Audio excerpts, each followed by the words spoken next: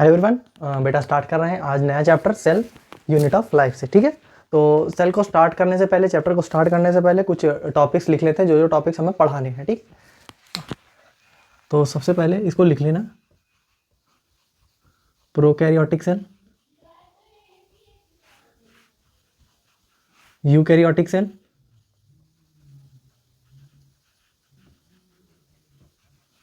Eukaryotic cell, फिर इसमें cell membrane, cell wall, cell membrane,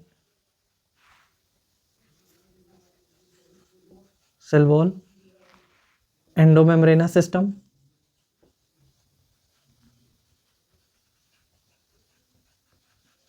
endomembranes system,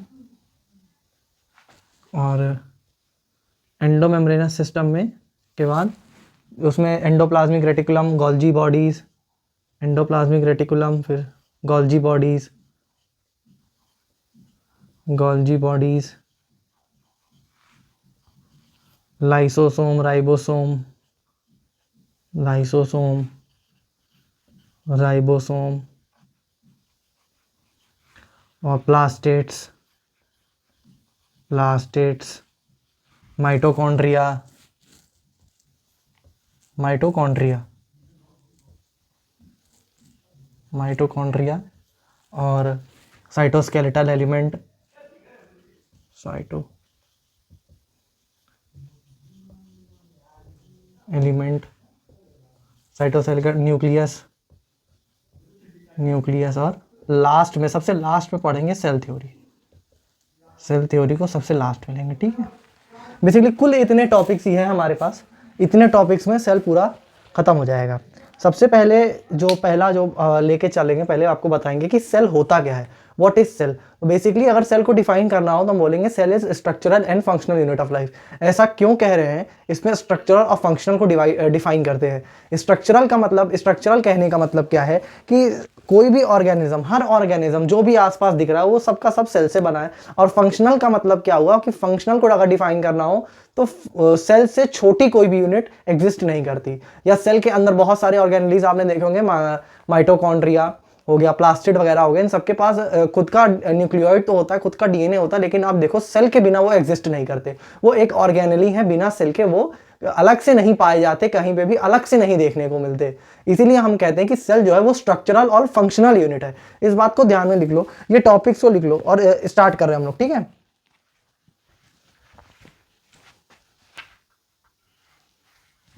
चलो तो अब डिस्कवरी ऑफ सेल से रिलेटेड कुछ बातें कर लेते हैं। सबसे पहले तो अगर मैं बात करूं, मैं ज़्यादा लिखूंगा नहीं, इसको थोड़ा थोड़ा लिख दूंगा। ठीक है, बाकी बहुत सी बेसिक चीज़ें आप एनसीईआरटी पढ़ोगे तो समझ में आएगा। रॉबर्ट हुक जो थे बेटा, रॉबर्ट हुक जो थे, उन्होंने क्या किया था, उन्होंने सबसे पहले सेल को ऑब्जर्व किया था। ठीक है, रॉबर्ट हुक ने सबसे पहले एक डेड सेल को ऑब्जर्व किया था। तो सबसे पहला नाम जो आता है डिस्कवरी ऑफ सेल में, वो आता है रॉबर्ट हुक का। रॉबर्ट हुक का, उन्होंने क्या ऑब्जर्व किया था, एक डेड सेल ऑब्जर्व किया था।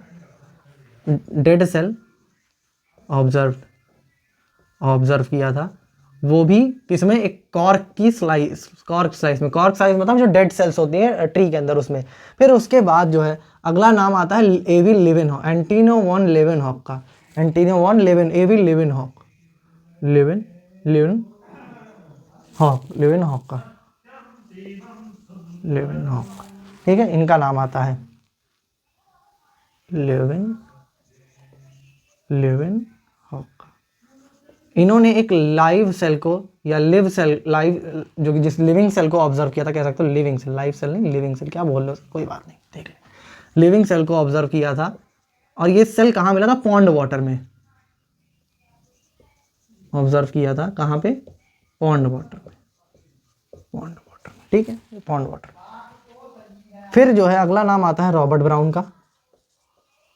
रॉबर्ट ब्राउन, इन्होंने जो है न्यूक्लियस ऑब्जर्व किया था। सबसे पहले न्यूक्लियस ऑब्जर्व किया था, कहाँ पे, रूट सेल में, रूट सेल में। ठीक है, अब हमने पहले भी ये चीज देख चुका है कि सेल जो है ना, सेल एक कंपार्टमेंट है। हमने क्या पढ़ा है, पहले भी देख चुके हैं हम लोग कि जो सेल है वो एक कंपार्टमेंट है। क्या है, कंपार्टमेंट है। सेल एक कंपार्टमेंट है। सेल क्या है, कंपार्टमेंट, कंपार्टमेंट। उसके पास क्या होगा, उसके पास होगा सेल मेम्ब्रेन होगी, उसके पास कुछ जो चीज़ें होंगी, जो रिक्वायरमेंट होगी, क्या होगा मीन्स का मतलब कि सेल के लिए के पास एक रिक्वायरमेंट, जो मिनिमम रिक्वायरमेंट्स होगी, उसके पास होगी सेल मेम्ब्रेन, मेम्ब्रेन होगी। डीएनए होगा जो कि जेनेटिक मटेरियल का काम करेगा, एक जेनेटिक मटेरियल होगा, एक जेनेटिक मटेरियल होगा। एक साइटोप्लाज्म होगा, साइटोप्लाज्म मतलब जो कि जहाँ रिएक्शंस होंगी, ठीक है, साइटोप्लाज्म होगा जहाँ पे रिएक्शंस होगी या जो भी केमिकल रिएक्शन होगी सारी यहीं होंगी, all chemical reaction, all chemical reaction, ठीक है। राइबोसोम होगा जो कि प्रोटीन बनाएगा, और भी बहुत सारी ऑर्गेनेलीज होंगी, प्रोटीन बनाएगा, और भी बहुत सारी ऑर्गेनेलीज होंगी जो कि कुछ ना कुछ काम करेंगी, फंक्शन करेंगी, ठीक है। इसको लिख ले। फिर एक ओवरव्यू ऑफ सेल का आपको बताएंगे हम, एक ओवरव्यू सेल का देंगे कि सेल मतलब जो है प्लांट सेल में हमें सेल वॉल नहीं देखने को मिलती, सॉरी प्लांट सेल में हमें सेल वॉल देखने को मिलती है, एनिमल सेल में सेल वॉल नहीं देखने को मिलती। ये कुछ ओवरव्यू ऑफ सेल्स है। और फिर उसके बाद जैसे कि हमें यूकैरियोटिक सेल्स, प्रोकैरियोटिक सेल्स कहाँ कहाँ देखने को मिलते हैं, जैसे कि अगर आप हमने एनिमल प्लांट बायोलॉजिकल क्लासिफिकेशन में अगर देखें तो प्लांट्स, एनिमल जो भी किंगडम हमारे पास अवेलेबल थे, जैसे मोनेरा, प्रोटिस्टा, फंजाई, प्लांट्स और एनिमल्स। तो अगर यूकैरियोट्स की बात करें तो हमारे पास जो है मोनेरा जो है वो बैक्टीरिया का है। फिर उसके बाद प्रोटिस्टा में हमारे पास तीन जो है वो, प्रोटिस्टा में दो, तीन नहीं दो जो है वो यूकैरियोटिक्स जो है फैमिलीज हैं। फिर उसके बाद प्लांट्स में हमारे पास जो है तीन है, एनिमल्स में पांच है, प्लांट्स में चार है, फंजाई में तीन है। ऐसे है जहाँ पे यूकैरियोटिक सेल्स इतने टाइप्स के देखने को मिल रहे हैं, ठीक है। ये है हमारा एक सेल का ओवरव्यू। अब जो स्टार्ट करेंगे वो पहले हम जो है प्रोकैरियोटिक सेल को बताएंगे, और उसके बाद प्रोकैरियोटिक सेल को बताने के बाद हम आपको यूकैरियोटिक सेल के बारे में थोड़ा सा क्या, अब जो पढ़ेंगे आगे वो पहले प्रोकैरियोटिक जो टॉपिक लिखवा, प्रोकैरियोटिक सेल फिर यूकैरियोटिक सेल, ठीक है। इसको लिख लो, लिख लिया बेटा, डिलीट करें, चलो।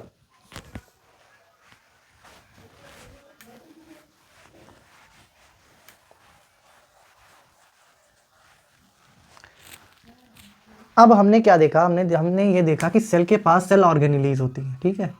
हमने देखा कि सेल के पास सेल ऑर्गेनेलीज होती है। वो ऑर्गेनेलीज कैसी होंगी, डिफरेंट टाइप्स की होंगी, या उनमें जो है मेम्ब्रेन, देखो सेल होती दो टाइप की, ठीक है, प्रोकैरियोटिक यूकैरियोटिक। हमने सेल साइकिल में ये देखा था कि प्रोकैरियोटिक सेल के पास जो होता है वहाँ कंपार्टमेंटाइजेशन नहीं होता, यानी कि सारे ही जो ऑर्गेनेलीज होती है कोई भी मेम्ब्रेन अलग से नहीं होती उनके पास, वो केवल और केवल उस सेल के साइटोप्लाज्म में फ्लोट कर रही होती हैं।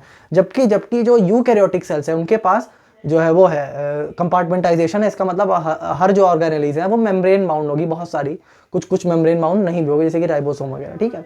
तो अब उसको देखते हैं, उसको हम लोग यहाँ पे ऑर्गेनाइज वे में मैं आपको लिख के बता देता हूँ कि कौन कौन सी मेम्ब्रेन बाउंड होगी, कौन कौन सी नहीं होगी, और कौन कौन किस में मिलेगी। तो सबसे पहले आती है विदाउट मेम्ब्रेन, विदाउट मेम्ब्रेन, ठीक है, देख ले से जो है विदाउट मेम्ब्रेन, और with single membrane, with single membrane. Mitochondria वगैरह और तुम्हारा प्लास्टिड, न्यूक्लियस, इन सब में डबल मेम्ब्रेन की होती है। और एक जो खास बात है, सारी की सारी मेम्ब्रेन जो है वो लिपिड की ही बनेंगी, सारी की सारी मेम्ब्रेन लिपिड की ही बनेगी। देख इधर मेम्ब्रेन और डबल मेम्ब्रेन, मेम्ब्रेन, ठीक है। यहां आएगा पहला राइबोसोम, किस में मिलेगी, प्रोकैरियोटिक में भी मिलेगी, यूकैरियोटिक में भी मिलेगी। न्यूक्लियोलस, न्यूक्लियोलस देख इधर ध्यान से, न्यूक्लियोलस, न्यूक्लियोलस केवल यूकैरियोट्स में मिलेगी, यूकैरियोट्स में मिलेगा। सेंट्रियोल, सेंट्रियोल ये भी केवल यूकैरियोट। आगे चल के बेटा मैं आपको बताऊंगा कि न्यूक्लियर उसमें आरएनए जो होता है वो बनता है, ठीक है। आगे के चैप्टर्स में पता चलेगा कि न्यूक्लियोलस की जो है वो क्या है, इंपॉर्टेंस क्या है, न्यूक्लियोलस क्यों है वगैरह वगैरह। तो इसमें आरएनए बेसिकली मिलता है तो न्यूक्लियोलस में। अब सिंगल मेम्ब्रेन की बात करें तो सिंगल मेम्ब्रेन में सबसे पहले आ जाता है endoplasmic reticulum, Golgi body, Golgi bodies, ठीक है, लाइसोसोम्स, लाइसोसोम्स, फ्लैजिला, फ्लैजिला, सीलिया, ठीक है, परऑक्सीसोम्स, परऑक्सीसोम्स, परऑक्सीसोम्स और वैक्यूल, वैक्यूल, वैक्यूल, ठीक है, ये हो गया। डबल मेम्ब्रेन में आ जाएंगी। अब ये सब कहाँ, ये सारी की सारी मिलेंगी कहाँ पे, यूकैरियोट्स में, ठीक है। अब देखिए बेसिकली फ्लैजिला जो है प्रोकैरियोट्स में भी देखने को मिल जाता है, लेकिन फ्लैजिला और सीलिया बहुत ज़्यादा अंतर होता है। प्रोकैरियोट्स और यूकैरियोट्स का जो फ्लैजिला सीलिया होता है उसमें बहुत डिफरेंस होता है, ठीक है। अब देखिए डबल मेम्ब्रेन में आता है, डबल मेम्ब्रेन में होती है माइटोकॉन्ड्रिया के पास डबल मेम्ब्रेन होती है, माइटोकॉन्ड्रिया, माइटोकॉन्ड्रिया, ठीक है। प्लास्टेट्स, प्लास्टेट्स जैसे कि क्लोरोप्लास्ट, क्लोरोप्लास्ट, ठीक है, इसे ठीक से लिख देते हैं क्लोरोप्लास्ट, तुझे दिखना भी तो चाहिए बेटा। और आता है न्यूक्लियस, न्यूक्लियर मेम्ब्रेन, न्यूक्लियस, ठीक है। इतना हो गया। अब जो है यहाँ पे एक पॉइंट आएगा कि सिंगल और डबल मेम्ब्रेन ऑर्गेनेलीज, जो डबल मेम्ब्रेन होती हैं, जो भी सिंगल उसमें जो मेम्ब्रेन होती है वो बनी होती है किसकी, लिपिड की होती है, made up of lipid, lipid. और एक जो कॉमन बात, प्रोकैरियोट्स में कोई lack any membrane bound organelle, ठीक है, lack any membrane bound, membrane bound organelles, ठीक है। और सेंट्रियोल में मेम्ब्रेन नहीं होती, सेंट्रियोल में किसी भी तरह की मेम्ब्रेन नहीं होती वो, और वो प्रेजेंट कहाँ होता है, एनिमल्स में। सेंट्रियोल मैंने आपको पहले बताया था, पिछले चैप्टर में बता चुका हूँ सेंट्रियोल क्या होता है। सेल डिवीजन में बहुत बड़ा प्ले रोल करता है, स्पिंडल फाइबर्स निकलते हैं उसमें से। सेंट्रियोल में भी वो क्या होता है, वो हम लोग दिखा देते हैं ऐसा, हम लोग जो है वो दिखा देते हैं ऐसा, यहाँ देख ले इसको, हम लोग ऐसा दिखाते हैं बना के, नहीं तो होता क्या, कई सारी प्रोटीन आके ऐसे लग जाती हैं, ऐसे ऐसे प्रोटीन कई सारी होती हैं, वो लगती हैं, वो फ्लोट करती हैं बस, ठीक है। तो मैंने क्या कहूँगा कि centriole lack any membrane, lack any membrane, any membrane and present in animals, ठीक है। लिख ले इसे, लिख ले, लिख ले, लिख लिया बेटा, डिलीट करें, चल।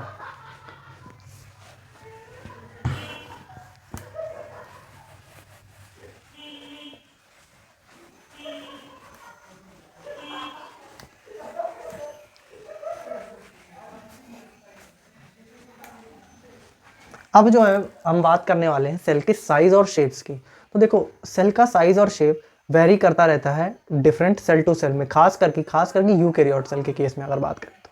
जो प्रोकैरियोट सेल होती है इसमें भी 2 से 5 माइक्रोमीटर तक का साइज होता है, और यूकैरियोटिक सेल्स में डिफरेंट सेल्स के डिफरेंट साइज होते हैं, शेप होते हैं।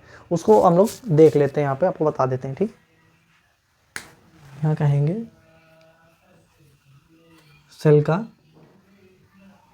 शेप एंड साइज, ठीक है। प्रोकैरियोट सेल में 2 से 5 माइक्रोमीटर तक। तो पहला क्या है, प्रोकैरियोटिक सेल, प्रोकैरियोटिक सेल 2 से 5 माइक्रोमीटर, ठीक है।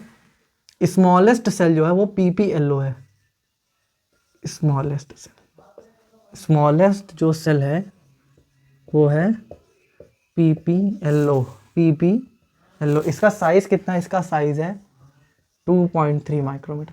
एक बात तो आप लोग को जनरली पता ही होगी और पता होनी भी चाहिए कि प्रोकैरियोट सेल जो होते हैं वो यूकैरियोटिक सेल से छोटे होते हैं, ठीक है। प्रोकैरियोट सेल यूकैरियोटिक सेल से छोटे होते हैं।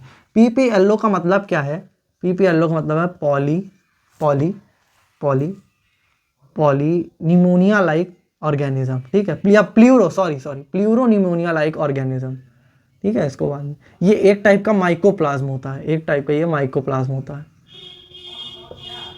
Disease causing pleuro pneumonia like organism. अगला जो है यूकैरियोटिक सेल के बारे में, यूकैरियोटिक सेल का भी साइज लिख देते हैं। वैसे तो साइज इसका वेरी करता है, लेकिन अगर एक किसी सेल का साइज हम मान लो आरबीसी का ही लिखें अगर जेन्युइन में, तो वो होगा 7 माइक्रोमीटर। कुछ यूनिट्स यहाँ जान लो, जैसे कि माइक्रोमीटर की जो वैल्यू होती है वो होती है 10⁻⁶, 10⁻⁶ मीटर, मिलीमीटर 10⁻³ मीटर, ऐसा कुछ होता है, ठीक है। इसको देख लो हाँ ठीक ठीक। एंगस्ट्रॉम एक देख लो, बताना चाह रहा था, एंगस्ट्रॉम 10⁻⁻10 मीटर। वैसे आप लोग फिजिक्स वगैरह केमिस्ट्री वगैरह पढ़ते हो, ये यूनिट्स आती हैं जनरली, बताने की जरूरत नहीं, लेकिन फिर भी बता दिया। अगला जो है वो सेल का शेप की भी बात कर लेते हैं, सेल का शेप, ठीक है, इसको भी देख लें।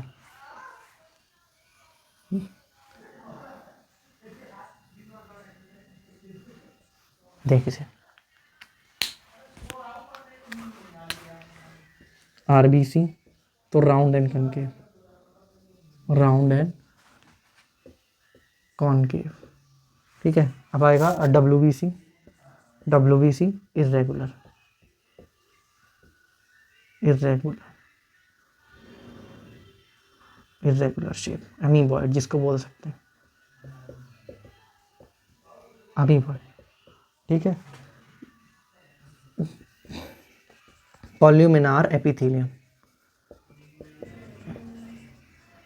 एपिथेलियम लॉन्ग एंड नैरो, अलग अलग शेप्स होती हैं, ठीक है। Nerve cell, nerve long and branched, long and branched, ठीक है। और tracheid cell, tracheid cell, tracheids, tracheid cells, ठीक है। ट्रैकाइड सेल कैसे होंगे ये, इलोंगेटेड, इलोंगेटेड।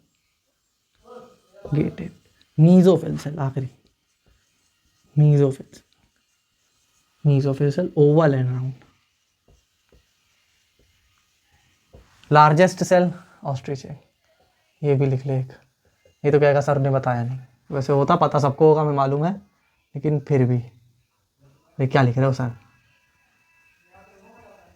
ऑस्ट्रिच, ठीक है, इसको जानता है, ठीक है।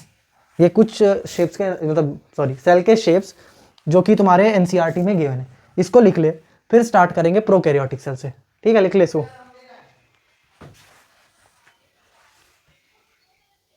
लिख लिया, हटाए, चल मैं लिख लिया बोलता हूँ, इसका मतलब तुम लोग स्क्रीनशॉट वगैरह ले लिया करो या पॉज करके लिख लिया करो। लिख लिया इसका मतलब ये नहीं बाद में तुमको सर बड़ा कम टाइम देते हैं, है ना, ये तो बेवकूफ़ी वाली बात है फिर।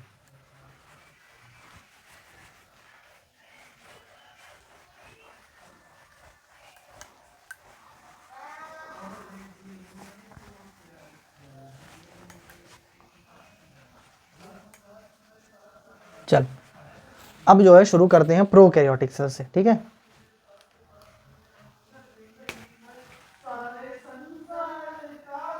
प्रोकैरियोटिक्स, प्रोकैरियोटिक सेल्स, ठीक है। अब हमने देखा एग्जाम्पल क्या है, देखो पहले एग्जाम्पल बता देते हैं।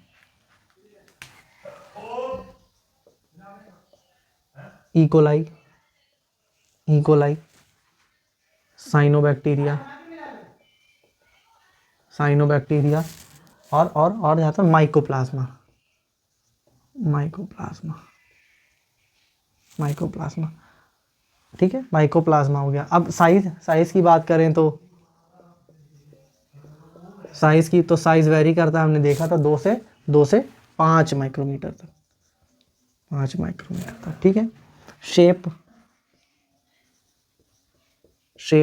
शेप की बात करें तो कोकस होता है, कोकस का मतलब राउंड, कोकस के बाद बैसिलस, बैसिलस यानी रॉड शेप, ऐसा कुछ होगा, देख देख इसे, ये ऐसा कुछ होगा, ठीक है। बैसिलस के बाद फिर होगा विब्रियो, यहाँ लिख लियो rod shape, rod shape, rod shape, ठीक है। विब्रियो, विब्रियो मतलब comma, comma shape, comma shape, ठीक है, कॉमा शेप। स्पीरिलियम, स्पीरिलियम कुछ अलग अलग ऐसा इलोंगेटेड टाइप, ठीक है। ये इसके सीलिया फ्लैजिला। मोस्ट कॉमन जो शेप होता है इन सब से, इन सब में जो मोस्ट कॉमन शेप आएगा वो होता है बैसिलस। मोस्ट कॉमन शेप जो है उसको लिख ले, मोस्ट कॉमन शेप वो है बैसिलस, बैसिलस, बैसिलस, ठीक है। साइनोबैक्टीरिया जो है, साइनोबैक्टीरिया जो है, साइनोबैक्टीरिया वो है जो है वो ऑक्सीजन, देख सकते हो कई जो है टाइप के जो साइनोबैक्टीरिया होते हैं वो ऑक्सीजन वो करते हैं, मतलब कि ऑक्सीजन को लिबरेट करते हैं। इसका जो कॉमन एग्जांपल है कई तरह के आएंगे वो है नॉस्टॉक, नॉस्टॉक और एनाबीना, एनाबीना, ठीक है। इसको आप प्लांट किंगडम में भी देख लोगे आगे, अगर नहीं देखा होगा तो हम बताएंगे, ठीक है। इतना लिख ले।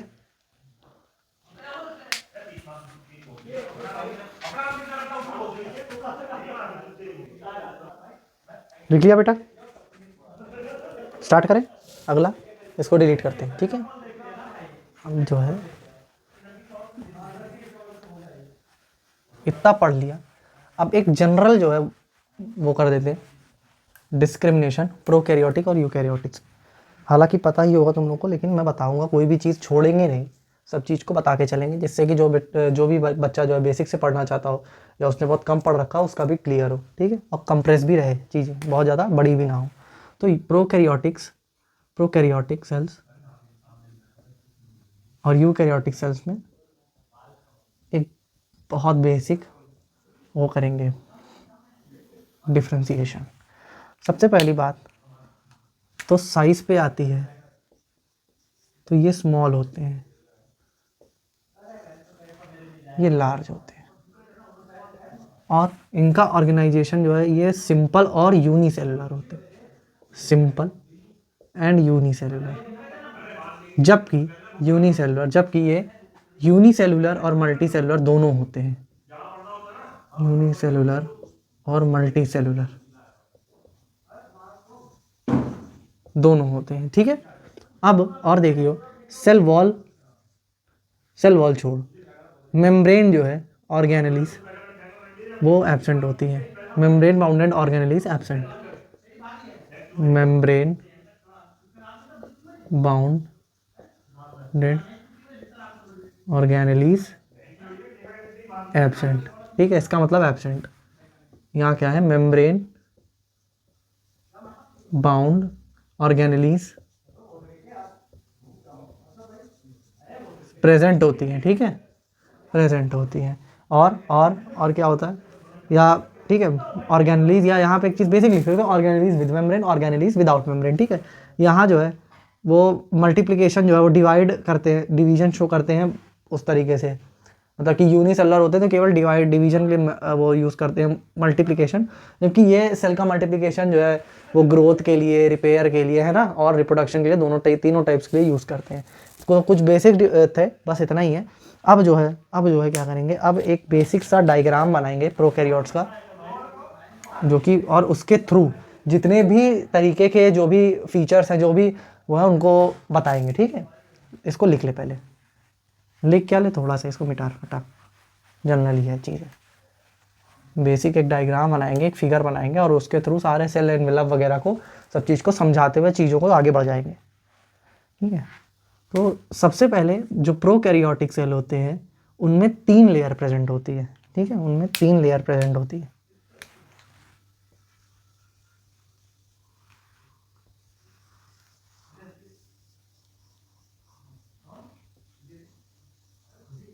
आउटर लेयर को बोलते हैं ग्लाइकोकैलिक्स, आउटर लेयर को बोलते हैं ग्लाइकोकैलिक्स। उसके अंदर जो होती है वो होती है सेल वॉल। सेल वॉल, ठीक है, 3 लेयर प्रेजेंट होती है। और उसके अंदर होती है सेल मेम्ब्रेन।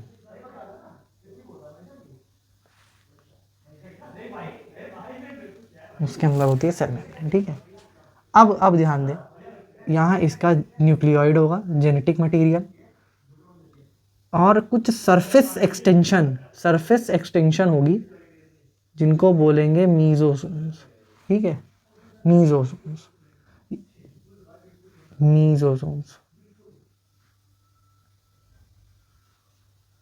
ठीक है। और कुछ सरफेस एक्सटेंशन होगी, इसके ऊपर एंजाइम लगेंगे जो कि खाना बनाने के काम आएगी।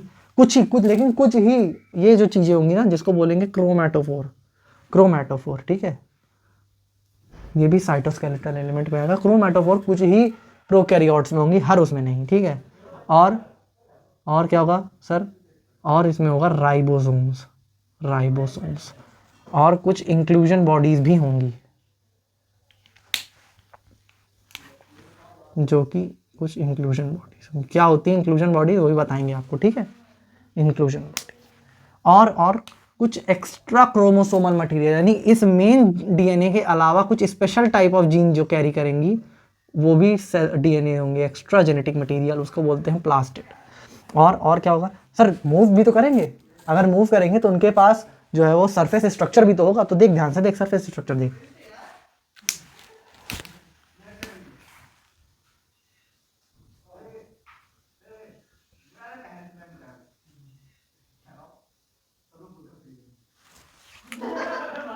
और ये थे फ्लैजिला होगा, ठीक है, फ्लैजिला। और फ्लैजिला ठीक से बनाते पहले। और सीलिया होगा, सरफेस स्ट्रक्चर, ठीक है। इसका अब नेमिंग करते हैं। तो आउटर सबसे बाहर क्या होगी? Cytoskeletal element. क्या बोल रहे हो? क्या बोल लिया? ग्लाइकोकैलिक्स होगा ये होगा ग्लाइकोकैलिक्स। ग्लाइकोकैलिक्स। उसके अंदर सेल वॉल, उसके अंदर सेल मेम्ब्रेन, ठीक है। फिर सरफेस स्ट्रक्चर्स, इनको सरफेस स्ट्रक्चर बोलते हैं, जिसमें आता है फ्लैजिला,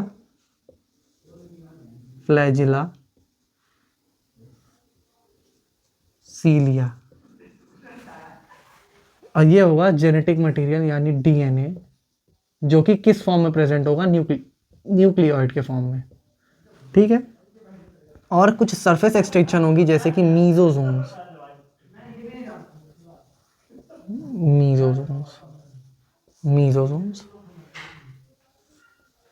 ये भी मीजोसोम। और क्रोमैटोफोर, कुछ ऐसे सरफेस एक्सटेंशन जिसके ऊपर कुछ एंजाइम्स लगी होंगी जो कि फूड प्रोडक्शन के काम आएंगी।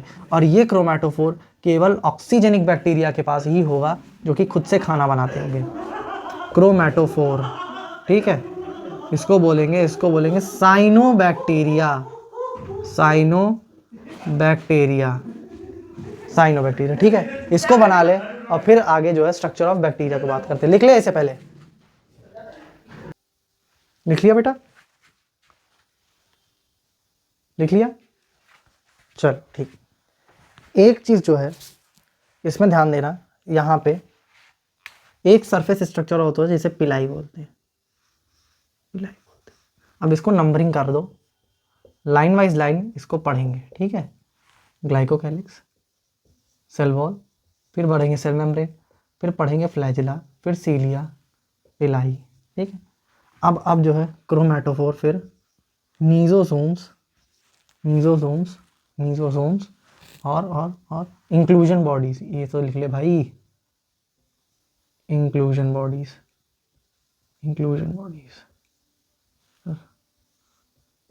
राइबोसोम्स, ठीक है।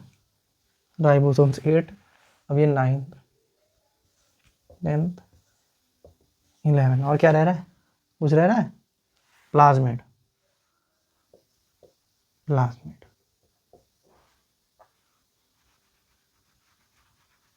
अच्छे से लिख देते हैं, प्लाज्मिड, ठीक है 12।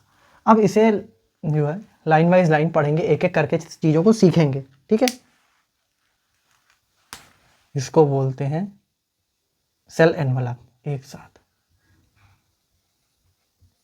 इसको बोलते हैं, इन तीनों को एक साथ बोलते हैं सरफेस स्ट्रक्चर, सरफेस स्ट्रक्चर, एक सेकेंड, सरफेस स्ट्रक्चर, ठीक है।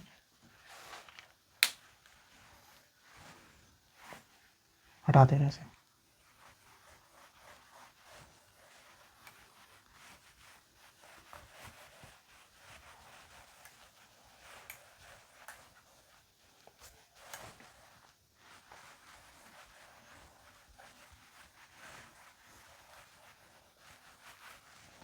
अब बेटा चालू करते हैं, सबसे पहले डिटेल्ड स्ट्रक्चर इसकी चालू करते हैं। सबसे पहले स्टार्ट करेंगे सेल एनवेलप से।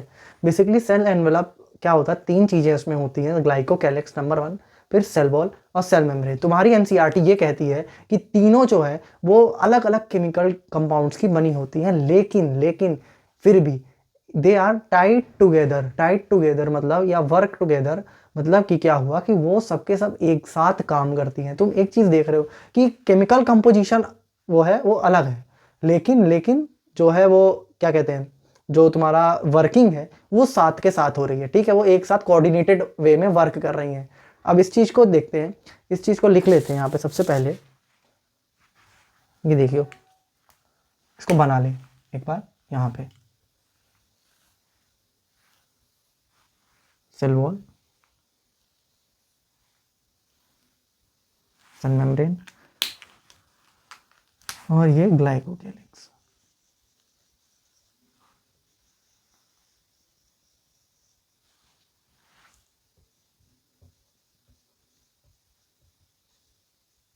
Glycocalyx, cell wall, cell membrane, ठीक है।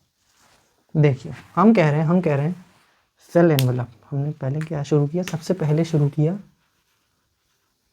Cell envelope. सबसे पहले लिखा कि जो in prokaryotes, in prokaryotes three layers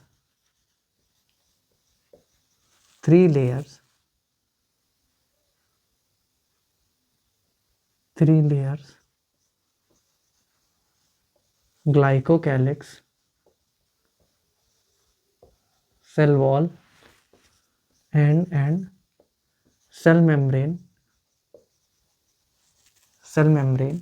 form cell envelope,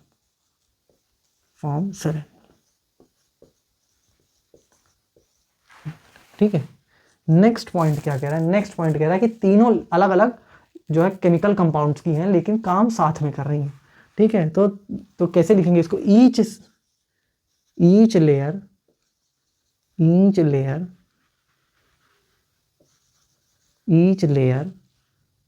are chemically different, each layer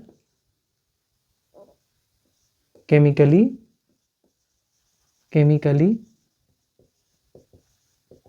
different, ठीक है। बट कैसे काम कर रही है, सेम काम कर रही है, एक साथ काम कर रही है, बट एक साथ काम कर रही है, single but act as single protective unit.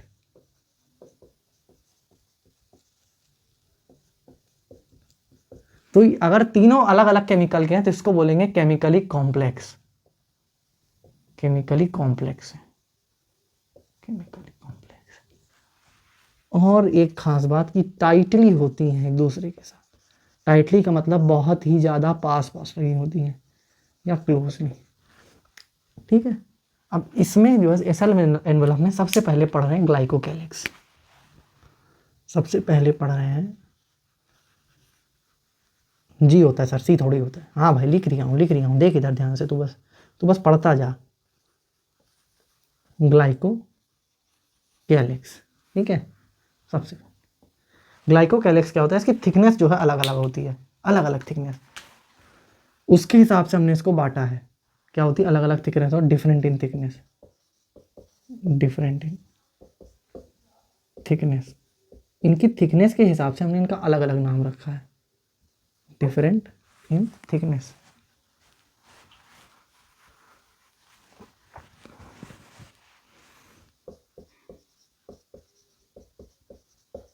Different in thickness, ठीक है।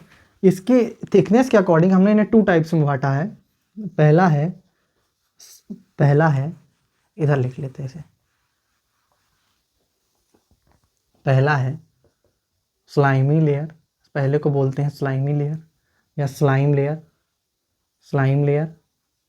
और जो लूजली पैक्ड होती है, यानी लूजली होती है, लूजली होती है, कैसी होती है, देख इसे, ये कुछ ऐसी होती है, ठीक है, ऐसी होती है।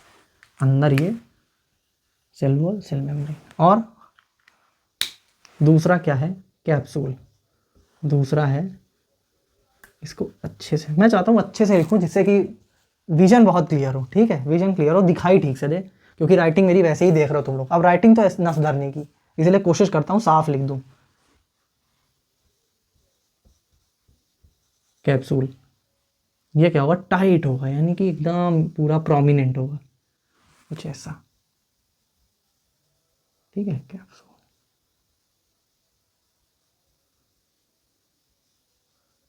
राइट, ये देख ऐसा कुछ, देख ले से।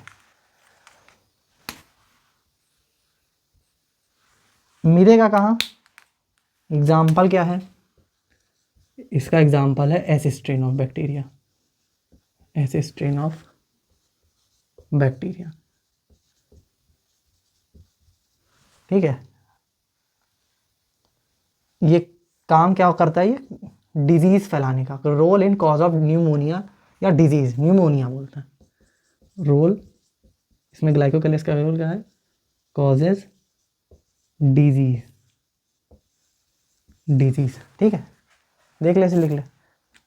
अगर तुमने चैप्टर पढ़ा होगा 12th का, माइक्रोबायोलॉजी वगैरह पढ़ी होगी, ठीक है, मॉलिकुलर बेसिस ऑफ इनहेरिटेंस पढ़ा होगा, तो वहाँ पे ये चीज़ गिवन है। ये एस स्ट्रेन वाला पॉइंट है कि जो एस स्ट्रेन के अराउंड ये स्मूथ लेयर बनती है, स्मूथ लेयर बनती है, कैप्सूल बनता है, वो जो है वो क्या करते हैं, वो डिजीज़ का कारण बनते हैं, न्यूमोनिया कॉज करती है, ठीक है। इसे लिख ले, फिर आगे स्टार्ट कर रहे हैं। लिख लिया बेटा, डिलीट करते हैं, ठीक है।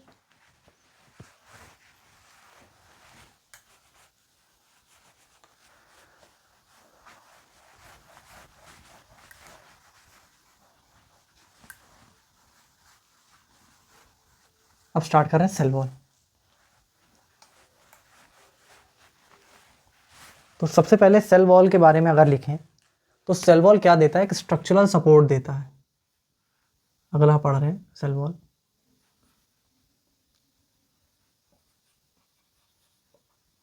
तो स्ट्रक्चरल सपोर्ट प्रोवाइड करता है, प्रोवाइड स्ट्रक्चरल सपोर्ट, पहला पॉइंट। दूसरा पॉइंट क्या है, शेप प्रोवाइड करता है,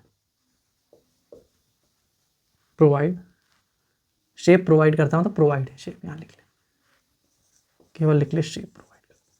तीसरा रिजिडिटी प्रोवाइड करता है, जिससे कि सेल बर्स्ट ना हो, ठीक है। कैसे सर, अभी समझा देते हैं।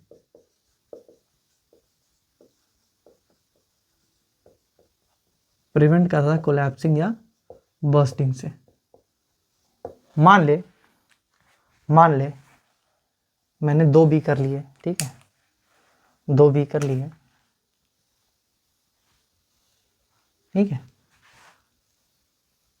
और दोनों में हाइपोटोनिक सॉल्यूशन रखा, दोनों में कैसा रखा, सेल के कंपैरिजन में हाइपोटोनिक सॉल्यूशन। अब इसके अंदर सेल रखा जिसके पास सेल वॉल नहीं थी, ठीक है, और इसके अंदर सेल रखा जिसके पास सेल वॉल थी, ये सेल वॉल है, और ये सॉल्यूशन कैसा है, हाइपोटोनिक सॉल्यूशन है, हाइपोटोनिक। देखियो, ध्यान से देखियो, नहीं तो समझ नहीं आएगा, ठीक है, हाइपोटोनिक, ठीक है। अब इसमें क्या होगा, हाइपोटोनिक है तो पानी हाइपो से हाइपर जाता है हमेशा, तो यहाँ क्या करेगा, पानी अंदर जाने लगेगा, इस सॉल्यूशन में जो वाटर होगा वो अंदर भागेगा। ठीक है, ये हाइपो अंदर, सेल के हाइपर, सेल के कंपेरिजन में हाइपो रखा है, समझ रहा है, मतलब सॉल्यूट की कम है, अंदर सॉल्यूट ज़्यादा है, तो पानी जो है हाइपो से हाइपर जाता है, अपने हायर कंसंट्रेशन से अपने लोअर कंसंट्रेशन की तरफ जाता है, यानी अंदर पानी कम है तो अंदर पानी भागेगा। इसमें भी सेम होगा, इसमें भी पानी अंदर भागेगा। तो ये जो है, ये सेल जिसमें सेल वॉल नहीं, वो बर्स्ट कर जाएगी, फूल के बर्स्ट कर जाएगी। लेकिन इसके पास तो सपोर्ट है ना सेल की, सेल वॉल की, सेल वॉल की, तो ये बच जाएगी, है ना, ये बर्स्ट नहीं करेगी क्योंकि एक रिजिडिटी मिल रही है, रिजिडिटी, समझ रहा है, रिजिडिटी मिल रही है जिसके कारण ये बच जाएगी। तो ये सेल वॉल का फायदा हुआ इस किसके अंदर, प्रोकैरियोटिक सेल के अंदर। आप कहोगे सर यूकैरियोटिक सेल्स में, एनिमल सेल्स में अगर बात करें तो सेल वॉल नहीं होती है, उसमें क्या होता है, तो उसमें भी कुछ चीज़ें होती, आगे बताऊंगा, साइटोस्केलेटल एलिमेंट जिसे बोलते हैं, आगे पढ़ाएंगे आपको, ठीक है, वो होंगी, वो बचा लेती हैं। अब बात करें सेल वॉल के कॉम्पोजिशन की, सेल वॉल कॉम्पोजिशन बैक्टीरिया में, तो किसकी बनी होती है, बनी होती है पेप्टाइडोग्लाइकन की, मेड अप ऑफ पेप्टाइडो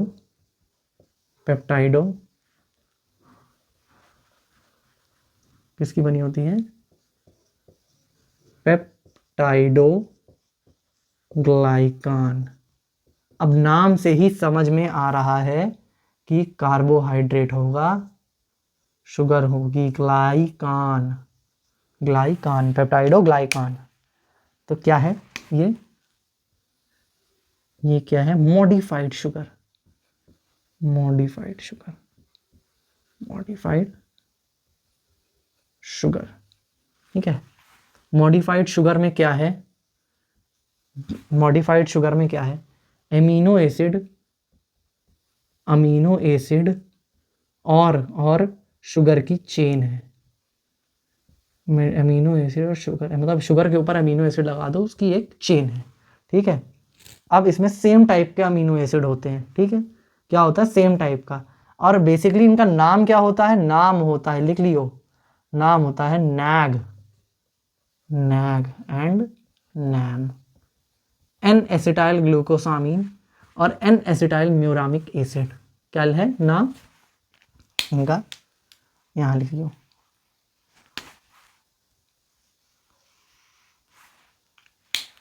क्या है, modified sugar NAG and NAM, क्या है, N acetyl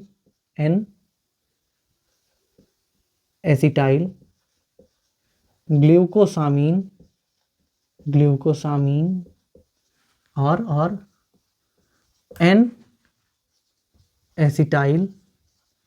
N acetyl muramic acid, ठीक है। अब देखियो यहाँ पे एक चीज़ मैं बताऊंगा, ग्लूकोज क्या होता है, ग्लूकोज नाम सुना तुमने, तो ग्लूकोज क्या होता है, एक पायरान की चेन होती है, पायरान मतलब 5 कार्बन की जो चेन होती है, तो 3 4 5 कार्बन की चेन को, ऐसी चेन को, जिसमें बता देते हैं, इस चेन को बोलते हैं पायरान, इसको ग्लूकॉन पायरान, ठीक है, पायरान हाँ नहीं, देखो, ठीक है, इसको ग्लूकॉन बोलते हैं, ग्लूकॉन और पायरान, यह पायरान ही बोलते हैं, ठीक है, पायरान की रिंग है। अब ग्लूकोज को कैसे बनाएंगे, देख ग्लूकोज का स्ट्रक्चर क्या होता है, देखियो,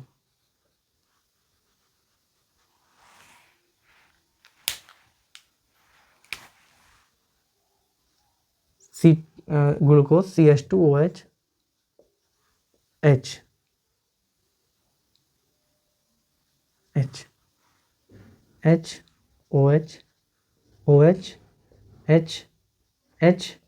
OH। अब देख, अब अगर यहाँ सेम ट्रेंड रिपीट कर दिया, H ऊपर OH नीचे, OH ऊपर H नीचे, सेम ट्रेंड रिपीट कर दिया, यहाँ पे कर दिया हमने OH ऊपर H नीचे, तो ये बन गया बीटा ग्लूकोज, क्या बन गया ये बन गया beta glucose,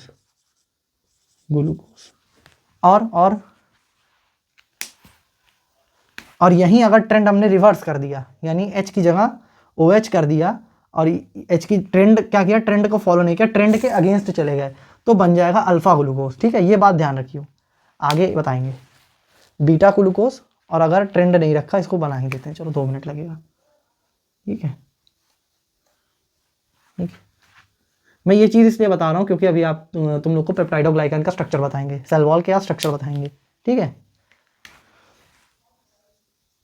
CH2OH H, H ऊपर OH नीचे, OH ऊपर H नीचे, H ऊपर OH नीचे। अब यहाँ पे भी H ऊपर OH नीचे, ये क्या बन गया? Beta alpha glucose.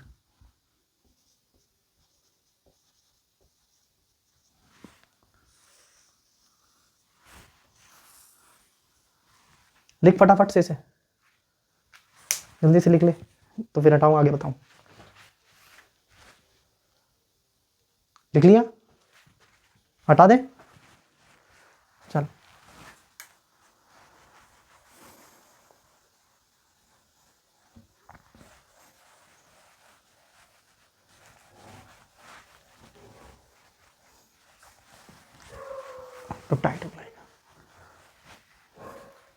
ये मेरे पास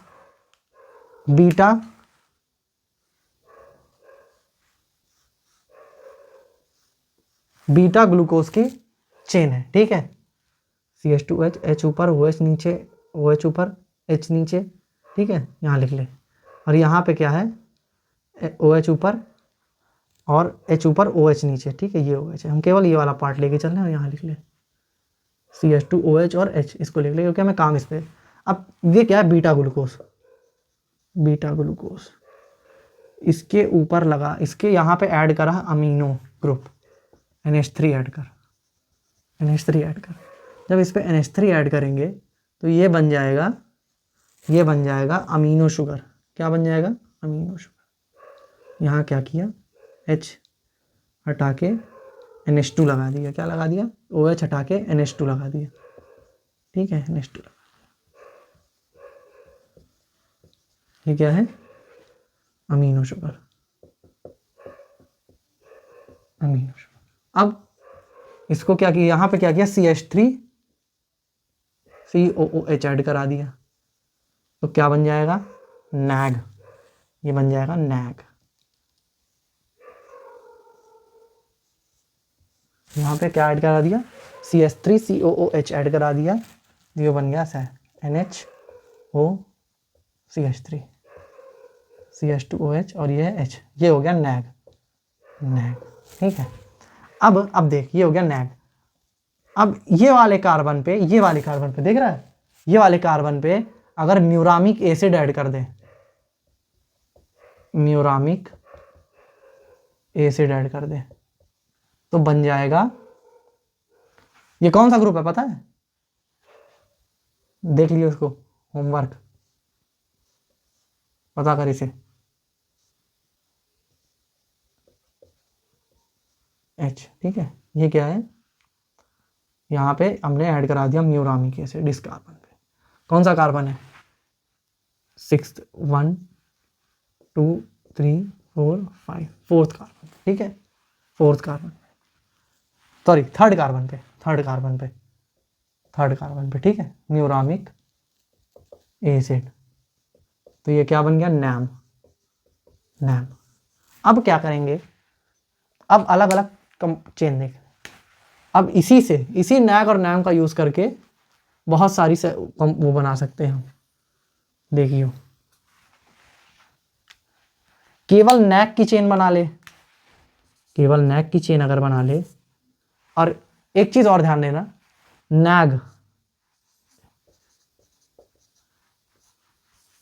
नैग, दो नैग को आपस में रख, और ये जो लिंकेज बनेगी ना, ये बीटा, इसको बोलेंगे बीटा 1,4 लिंकेज। कैसे? दो नैग को रख, पास रख 1 और 4 को। ठीक है, और रिएक्शन कराएगा तो पानी निकलेगा, H2O रिलीज होगा और वो दोनों का बॉन्ड बन जाएगा। ठीक है, बीटा 1,4 लिंकेज। अब देख, ये क्या होगा? ये जो इस कंपोजिशन से जो सेल वॉल बनेगी वो बनेगी काइटिन की, काइटिन की मिलेगी फंजाई में, फंजाई में ये सेल वॉल फंजाई में मिलेगी।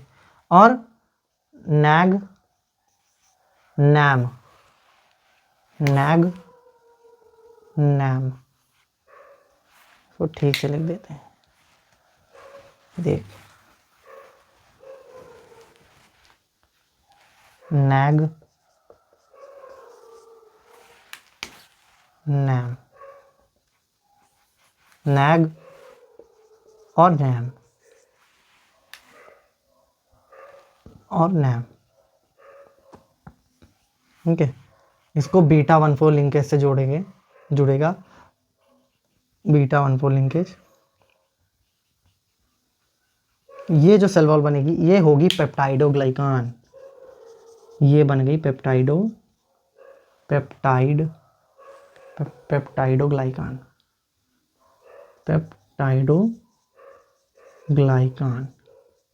ठीक है। लिख इसे जल्दी से लिख, इसको बना ले।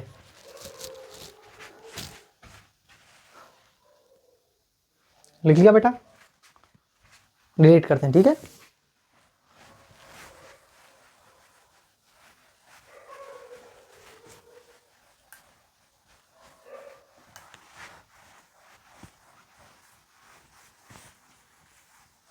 अब एक पॉइंट और लिख लिया यहाँ पे, कुछ चीज़ें देखो। दो ऐसे सेल वॉल ऐसे बन रही है, ठीक है।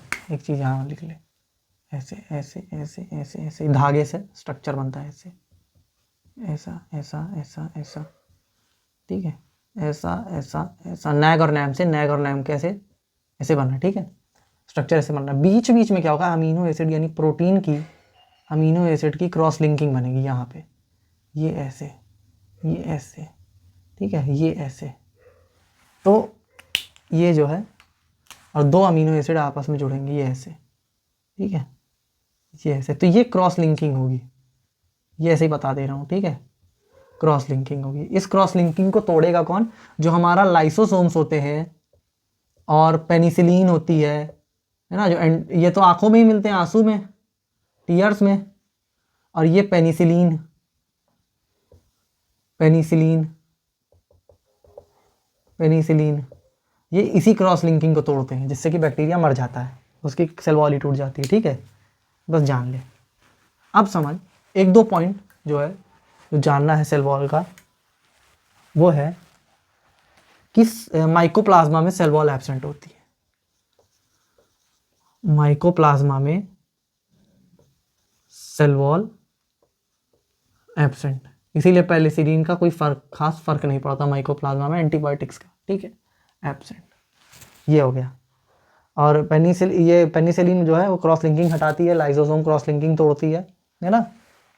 और माइकोप्लाज्मा में इसीलिए पेनिसिलिन और एंटीबायोटिक्स का कुछ खास असर नहीं पड़ता। अब क्या है, टाइप्स ऑफ बैक्टीरिया पढ़ेंगे। टाइप्स ऑफ बैक्टीरिया हमने पहले on the basis of shape देख चुके थे। On the basis of shape, तो हमने देखा था 4 है। और एक जो बेसिस है क्लासिफिकेशन का बैक्टीरिया का, on the basis of gram staining.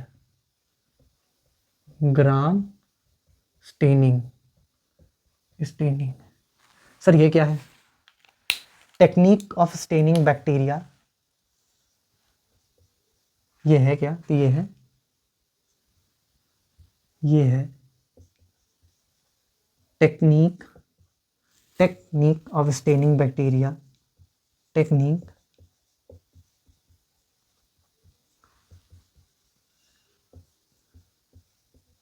किसने डेवलप किया था, ग्राम स्टेन ने।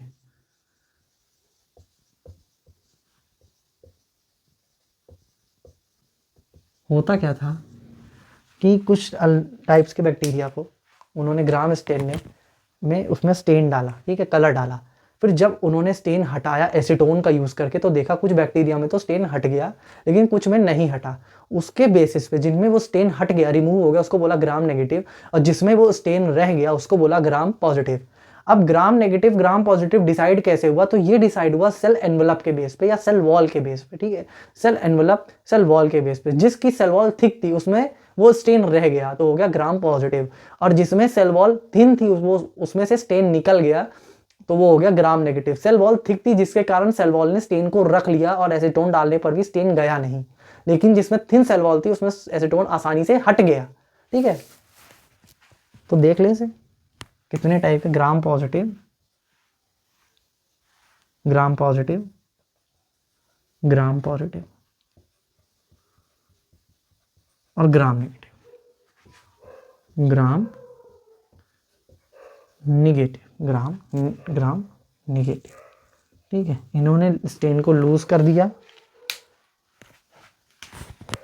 स्टेन को लूज कर दिया और इन्होंने स्टेन को रिटेन कर लिया, रिटेन स्टेन, लूज स्टेन। ज्यादा डेंजरस ग्राम नेगेटिव होते हैं। ठीक है, मोर डेंजरस। इनके कुछ एग्जाम्पल्स भी होते हैं लेकिन उतने ज़्यादा जरूरी नहीं, उतने ज़्यादा इंपॉर्टेंट नहीं है, तो इतना ही देख लो बस, है ना, इसको लिख लो। एक चीज़ और जान लो, चलो बना ही लेते हैं। ठीक है, ये सेल एनवेलप, ये रही सेल वॉल, एक सेकंड नहीं, ये रही cell envelope, cell envelope.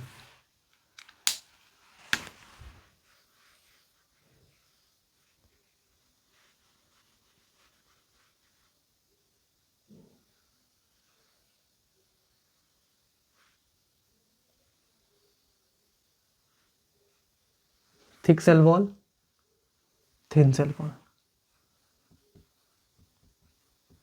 Thick cell wall, thin cell wall. लिख ले इसे, लिख ले जल्दी से, लिख लिया, लिख लिया इसे। कुछ एग्जाम्पल्स जो है वो बता देते हैं, बस नाम नाम याद रखना, वैसे मैंने कहा कोई इंपॉर्टेंट नहीं लेकिन फिर भी चलो बता देता। तो ग्राम पॉजिटिव में जो आता है फ्रैंकिया आता है, एक लैक्टोबैसिलस और आता है स्ट्रेप्टोकोकस, स्ट्रेप्टोमाइसिस, स्ट्रेप्टोमाइसिस, और यहाँ पे आता है माइकोप्लाज्मा, ई कोलाई, साइनोबैक्टीरियम, ये सब आ जाते हैं। ठीक है, तो ये नेगेटिव वाले डिजीज कॉजिंग ज़्यादा होते हैं ना, मोर डेंजरस डिजीज कॉज करते हैं, और ये वाले उतना नहीं करते। ठीक, जान ही रहे हो, देख ही रहे हो, लैक्टोबैसिलस वगैरह, लैक्टोबैसिलस कर्ड में आपके मिलता है ना, इसको हटा रहे हैं। अब जो है सेल मेम्ब्रेन की तरफ बढ़ते हैं।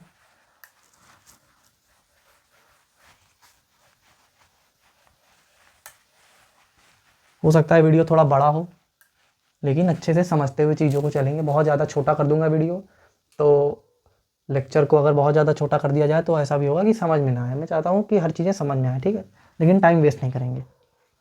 ठीक, सेल मेम्ब्रेन, सेल मेम्ब्रेन का ज़्यादातर पोर्शन हम यूकैरियोट्स में ही डिस्कस कराएंगे आपको, यहाँ थोड़ा सा बस जान। सेल मेम्ब्रेन सेम ही होता है।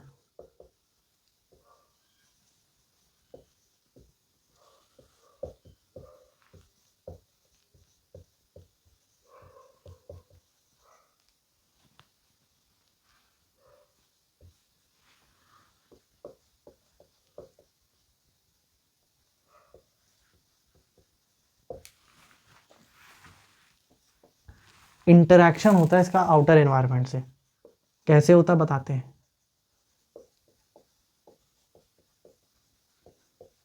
सर सेल वॉल होती है बाहर, तो कैसे होता है इसका आउटर एनवायरनमेंट से इंटरेक्शन, कैसे होता है देख। ये सेल मेम्ब्रेन है, जो सेल वॉल होती है ना उसमें बहुत सारे गैप होते हैं, वो धागे का अरेंजमेंट टाइप होता है पेप्टाइडोग्लाइकन का। ठीक है, ये पेप्टाइडोग्लाइकन का कुछ अरेंजमेंट है, तो इसके अंदर से हर एक टाइप का कोई भी मॉलिक्यूल जो भी इसके स्पेस में फिट होगा वो अंदर आ जाएगा। लेकिन सेल मेम्ब्रेन जो है वो सेलेक्टिवली परमिएबल होती है, सबको जाने नहीं देती। क्या होती है सेल मेम्ब्रेन, मेम्ब्रेन कैसी होती है, सेलेक्टिवली परमिएबल। ठीक है, स्ट्रक्चर देख, स्ट्रक्चर देख, ये है हेड और टेल। ठीक है, लिपिड की बनी, हेड होती है हाइड्रोफिलिक यानी वाटर लविंग, हाइड्रोफिलिक हेड होती है, और हाइड्रोफोबिक टेल। अरेंजमेंट कुछ ऐसा।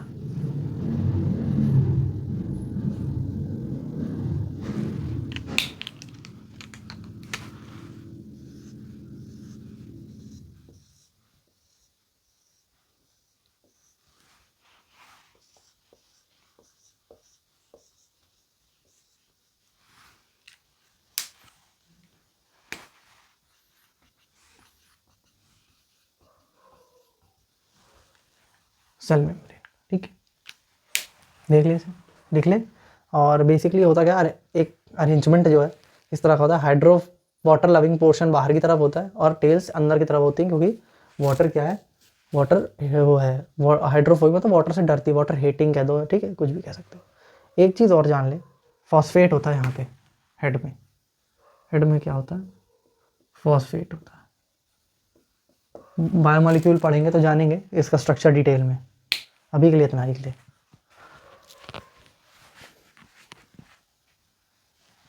लिख लिया, डिलीट करते हैं, ठीक है।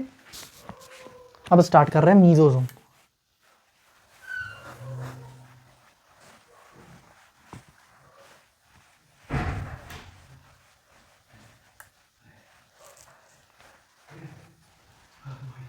देख बेटा ध्यान से सुनियो, मीजोजोम भी एक टाइप का सरफेस एक्सटेंशन होता है। सरफेस एक्सटेंशन का मतलब, मेरे का कहने का मतलब क्या है कि अंदर की तरफ, सरफेस एक्सटेंशन अंदर की तरफ होता क्या है, प्रोकैरियोट्स में बहुत ज़्यादा ऑर्गेनेलीज तो होती नहीं, तो एंजाइम का काम कौन करेगा और सब काम कौन करेगा, इस चीज़ को ध्यान में रखते हुए साइट जो उसमें सेल मेम्ब्रेन होती है वो साइटोप्लाज्म की तरफ एक्सटेंशन कर लेती है, अपने आप का स्ट्रक्चर बढ़ा लेती है, जिससे कि क्या होगा, सरफेस एरिया बढ़ जाएगा, सरफेस, और उस पर एंजाइम लगे होते हैं जिसमें कई टाइप के रिएक्शंस करते हैं, कई टाइप के काम करते हैं कंट्रोल करने के लिए सेल को, ठीक है। देख इसको,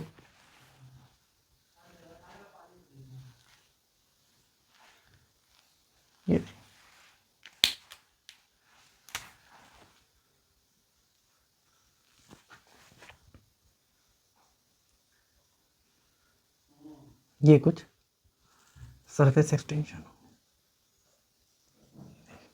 इस पे एंजाइम लगा हुआ होगा, एंजाइम लगा हुआ होगा, ठीक है। देख यहाँ पे लिखते पहले हेडिंग मीजोजोम।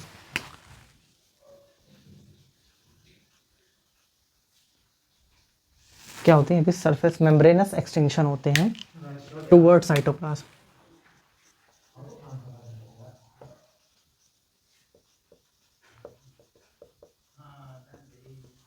एक्सटेंशन होते हैं टुवर्ड्स साइटोप्लाज्म, पहला पॉइंट, ठीक है। क्या करता है, सरफेस एरिया बढ़ जाता है, तो क्या सरफेस एरिया एक्सटेंड हो जाता है,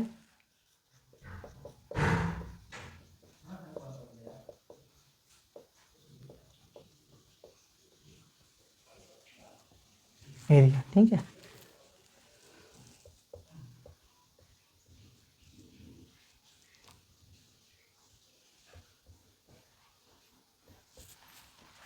अब टाइप्स देख, ये वेसिकल के फॉर्म में भी होते हैं, ये ट्यूब्यूल के फॉर्म में भी होते हैं, और ये लैमेली के फॉर्म में भी होते हैं।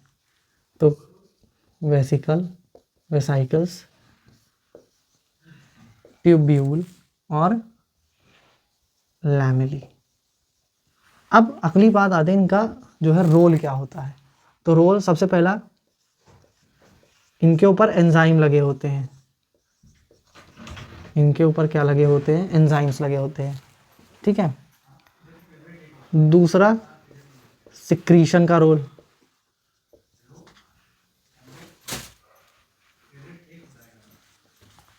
सिक्रीशन का रोल होता है इनका, ठीक है। अब और डीएनए रेप्लिकेशन में भी मदद करते हैं, क्या करते हैं, हेल्प इन डीएनए रेप्लिकेशन, इसमें मदद करते हैं, हेल्प इन डीएनए रेप्लिकेशन, और help in cell wall formation. कैसे, अभी बता देता हूँ। फॉर्मेशन। ठीक सर, एंजाइम्स लगे हुए होते हैं। एंजाइम्स लगे किस लिए होते हैं? तो ये एंजाइम्स लगे होते हैं रेस्पिरेशन के लिए, एंजाइम्स फॉर रेस्पिरेशन। इसको दिखा दो इस डायग्राम में, ठीक है, ये देख ले इसको, ये यहाँ लगे हुए एंजाइम, देख इसको, देख ऐसे ऐसे ऐसे ऐसे एंजाइम्स लगे होंगे। अब ये काम यूकैरियोट्स में माइटोकॉन्ड्रिया करा रहा है, लेकिन प्रोकैरियोट में माइटोकॉन्ड्रिया है नहीं, तो इसलिए। डीएनए रेप्लिकेशन कैसे होता है? तो डीएनए रेप्लिकेशन बता देते हैं, जब सेल डिवाइड करने वाला होता है, जब सेल डिवाइड करने वाला होता है, ये देख, जब सेल डिवाइड करने वाला होता है तो जो डीएनए होता है ना, वो सबसे पहले आके इन मीजोजोम पे लगता है, कुछ ऐसे कुछ ऐसे, ठीक।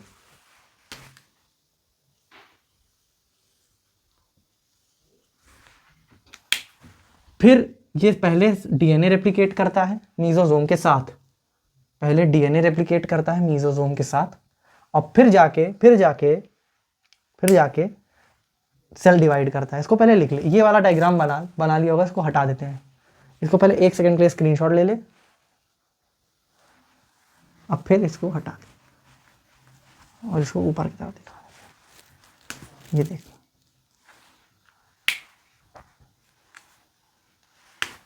पहले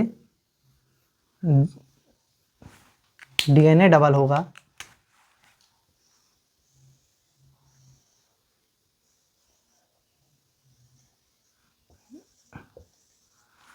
और फिर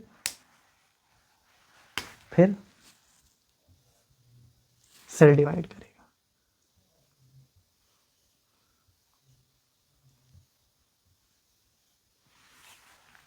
सेल, एक सेल छोटा एक बड़ा, ले भाई ले, तेरी भी सुन लेते हैं, देख इसे,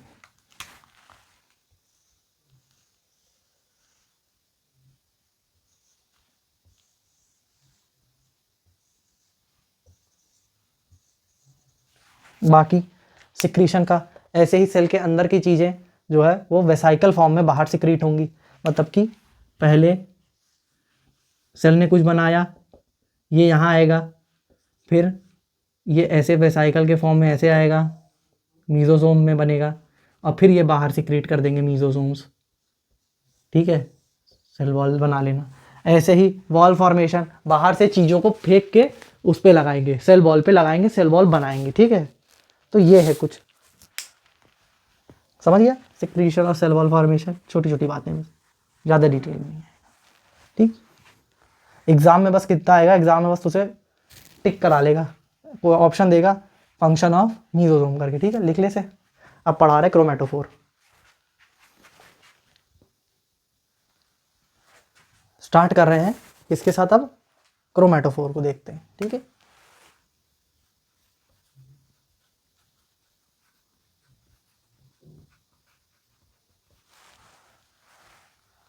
ये क्या है सर, देख, ये भी मेम्ब्रेनस एक्सटेंशन होता है,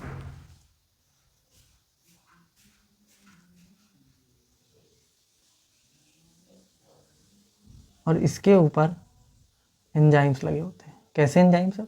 वो तो मीजोसोम में भी लगे थे। इसके ऊपर जो एंजाइम लगे होते हैं बेटा, वो काम आते हैं ऑक्सीजन बनाने के, ऑक्सीजन, और ये कुछ ही बैक्टीरियाज में लगे थे हैं, और वो कौन से होते हैं? वो होते हैं ऑक्सीजनिक बैक्टीरिया, ठीक है। यहाँ क्या लिख सकते हैं, मतलब क्रोमा का मतलब ही आता है कलर से, ठीक है। अब ध्यान दियो, मेम्ब्रेनस एक्सटेंशन है ये भी, मेम्ब्रेनस एक्सटेंशन है ये भी, और क्या है, some bacteria present in some bacteria, ठीक है। क्या करेगा? Photosynthesis, present in some photosynthetic bacteria, present in सम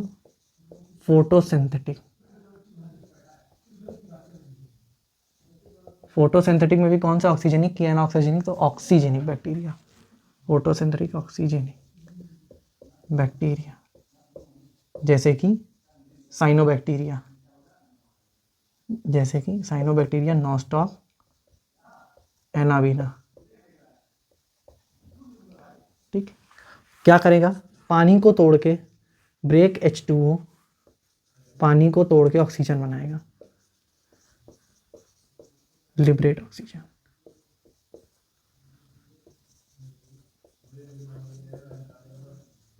अब ध्यान से देखना, बैक्टीरिया जो है वो दो टाइप के होते हैं, ऑटोट्रॉपिक और हेट्रोट्रॉपिक।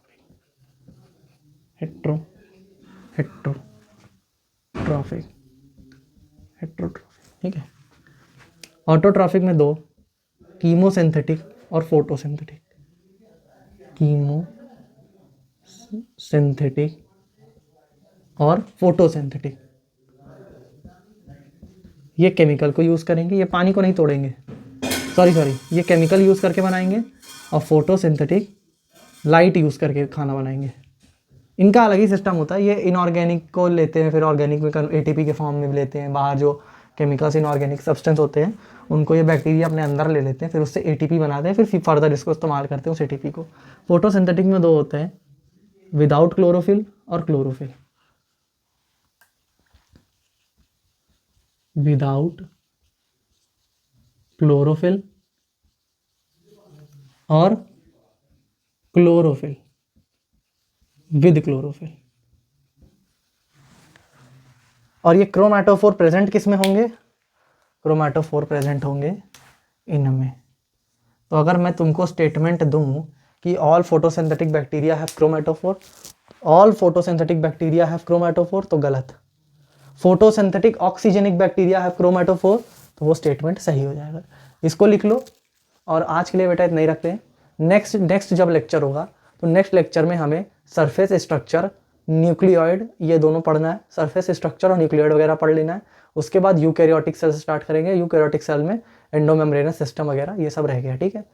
तो इसको आज के लिए इतना ही रखते हैं, ठीक है बेटा।